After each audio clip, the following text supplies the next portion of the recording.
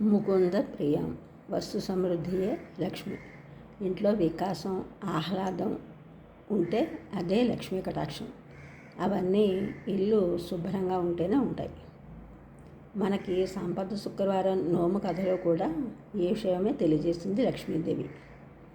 ఇల్లు శుభ్రం చేయకుండా భోజనం చేయకూడదు, పాత బట్టలు కుట్టకూడదు, వడ్లు దంచకూడదు, పేడ చేయకూడదు, తల దువ్వుకోకూడదు, తలంటుకోకూడదు.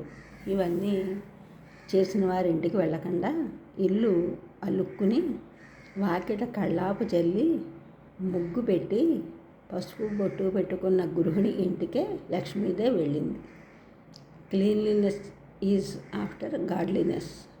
ఎవరు ఏ భాషలో చెప్పినా పరిశుభ్రతే లక్ష్మి.